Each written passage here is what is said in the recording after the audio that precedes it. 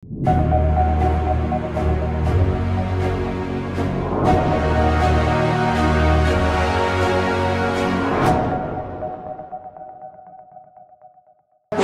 maju, kita harus mampu mengambil risiko. Take calculative risk. Ini merupakan pelajaran yang saya akan sampaikan karena saya pernah mengalami saat-saat di PHK.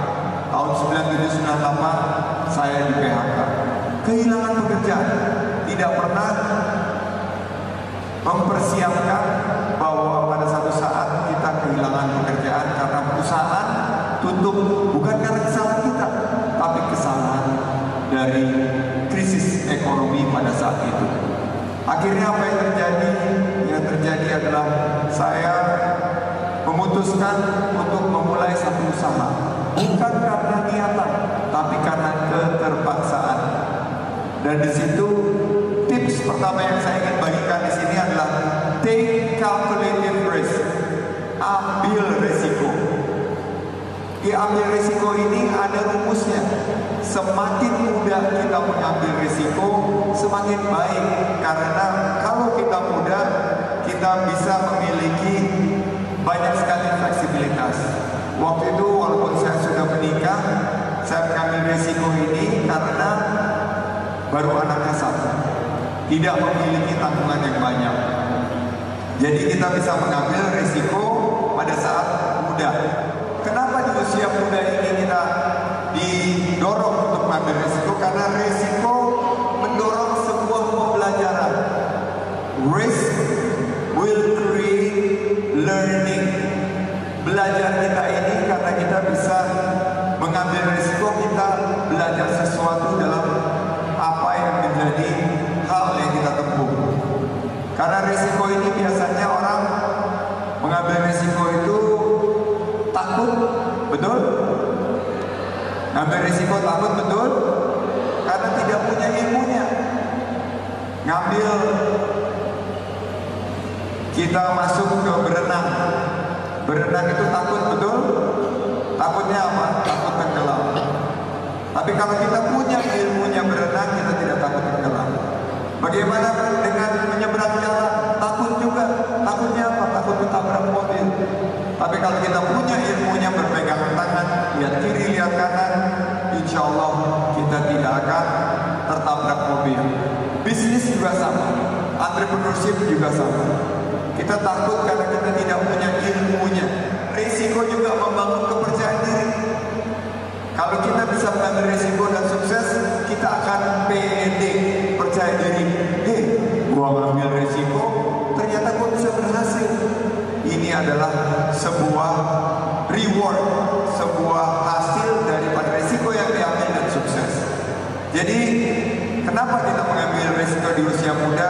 Karena kita yakin bahwa di usia muda kita tidak punya tanggungan, kita bisa memulai pembelajaran, dan terakhir kita bisa membangun kepercayaan diri. Kedua, take risk itu, mengambil risiko itu, ada kemungkinan kita gagal, betul kan? Semua pengusaha yang sukses, semua tokoh-tokoh yang ada di papan atas sekarang pernah merasakan kegagalan. Jadi kita harus menanamkan dari awal bahwa memulai usaha, memulai apapun juga ada resikonya, yaitu gagal. Kita harus pahami bahwa gagal adalah proses dan bagian daripada ingin Sebelum menjadi karyawan atau pegawai atau profesional, saya juga pernah menjadi mahasiswa seperti kalian. Nah, saya belajar gitu, benang merah apa setelah sekarang yang mendefinisikan kerja keras. Nah, kerja keras itu adalah disiplin waktu. Dulu waktu saya jadi mahasiswa, itu kalau masuk kelas, saya salah satu yang paling pertama ada duduk di paling depan. Dan ini sudah menjadi kebiasaan saya. Ibu saya dulu mendidik keras.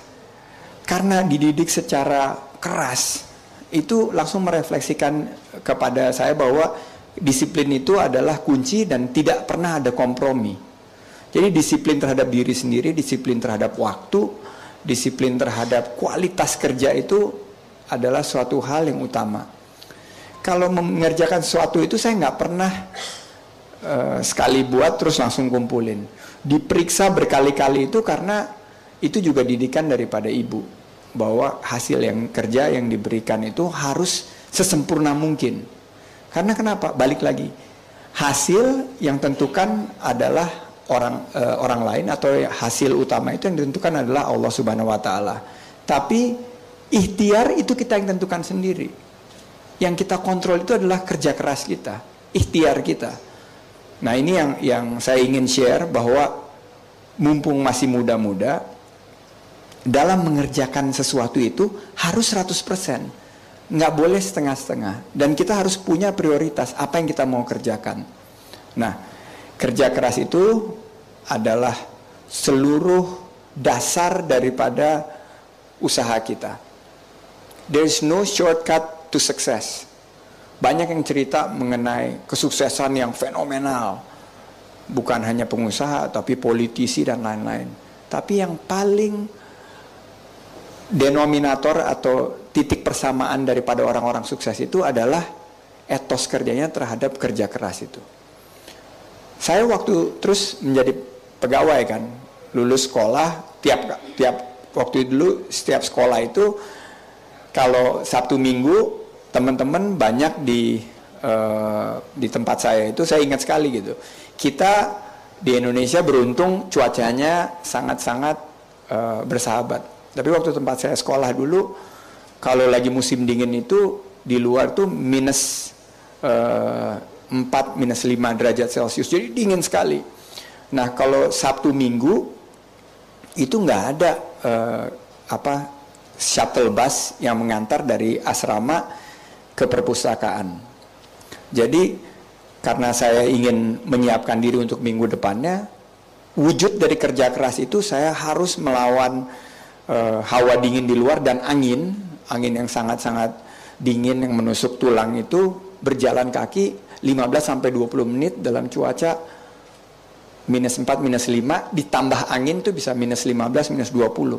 Itu kalau maaf pipis belum lama itu udah beku, berasap begitu, saking dinginnya. Nah wujud dari kerja keras itu ada teman-teman yang udah tinggal di asrama aja, nonton TV dan lain-lain. Tapi saya bilang, saya diberikan kesempatan sekolah di luar, diberi beasiswa dan didukung oleh orang tua. Saya punya tugas pertama adalah kerja keras, jalan ke perpustakaan, dan ya sampai perpustakaannya tutup sampai balik. Kenapa saya lakukan itu? Karena saya ingin memberikan suatu ikhtiar yang 100% dalam hal yang saya kerjakan. Itu waktu saya sekolah. Begitu saya menjadi profesional pegawai, saya usahakan saya orang yang paling pertama ada di kantor. Jadi kadang-kadang datangnya bareng-bareng sama office boy yang bersih-bersihin. Itu saya nunggu sampai pintunya dibuka, masuk kantor. Waktu itu saya masih jadi profesional. Ada beberapa teman-teman nanya, wah rajin banget sih, cari muka ya. Pengen kalau di ini intinya pengen cepat naik pangkat ya. Enggak, saya bilang ini adalah wujud daripada hard work. Kerja keras itu adalah datang tepat waktu, malah sebelum kantor dibuka itu sudah ada. Kerja seefisien mungkin, dan kadang-kadang pulangnya itu lebih lama juga, dan sama-sama balik lagi dengan security yang mengunci pintu. Itu adalah wujud kerja keras. Ini sebelum jadi pengusaha nih. Nah begitu saya kena krisis di tahun 97, 16 tahun yang lalu, saya harus hijrah menjadi pengusaha. Etos kerja itu terbawa, etos kerja keras itu terbawa. Jadi waktu menjadi pengusaha, saya ngelihat rekan-rekan pengusaha yang lain yang datangnya jam 10, jam 11, saya jenggah gitu. Karena kebiasaan saya sebagai profesional kerja harus yang paling pertama di kantor dan paling terakhir di kantor. Jadi kerja keras itu saya bawa juga sebagai seorang wirausaha gitu, dan tingkat profesionalismenya alhamdulillah masih terbawa seperti sekarang. Kenapa? Karena sudah tertanam dari muda untuk bekerja keras. Berikutnya saya memulai karir saya di Rekapital Setelah itu dalam kurun 1,5 tahun berikutnya membangun Saratoga. Sosok pertama yang saya temui waktu itu sebagai mentor adalah William Suryajaya. Yang saya melihat, karena dulu saya pernah bekerja di grup Astra, saya melihat mengenai value-nya. Bahwa apa yang dibutuhkan oleh seorang leaders atau seorang pengusaha. Karena saya waktu itu baru saja memulai usaha. Nah, di sini konsep mentorship itu sangat penting. Makanya Ustadz tadi menyatakan bahwa Ustadz Abu kita harus saling bermentor, itu sangat penting. Karena dalam mentoring kita akan menemui banyak sekali hal-hal yang tidak perlu kita jalani, tapi kita bisa belajar dari mentor kita. Pak William waktu itu menyatakan bahwa saya nggak punya banyak waktu, saya sudah lanjut usia, tapi kalau Sandi mau belajar 6 bulan ke depan, tiap hari Sabtu datang ke kantor untuk makan siang bersama-sama saya 15 menit sampai 30 menit waktunya. Jadi 15 sampai 30 menit tiap Sabtu saya datang. Saya gali. Saya tanya waktu dia mendirikan Astra, apa sih yang ada di benaknya dia? Kenapa perusahaan Astra itu dijadikan sebuah nama perusahaan itu adalah Astra Internasional, padahal dia mulai dari sebuah rumah yang sangat kecil. Visi apa yang ada di benak dia sampai dinamakan Astra Internasional, ya kalau namanya internasional itu mestinya sudah mendunia, dan apa yang memulai Astra tersebut. Tapi ternyata yang disebutkan oleh dia itu Masya Allah, dia bilang bahwa waktu dia mendirikan Astra itu visinya bukan untuk menjadi Astra yang terkaya, bukan yang terbesar, bukan yang memiliki market cap yang paling tinggi di Jakarta Stock Exchange, tapi menjadi aset dari bangsa. Menjadi sebuah kekayaan daripada bangsa. Bukan untuk uangnya, tapi untuk menjadi kekayaan dari bangsa Indonesia yang membangun Indonesia ini. Oleh karena itu namanya Astra Internasional. Jadi sekarang kalau kita memulai sebagai leaders, think big. Jangan berpikir kecil.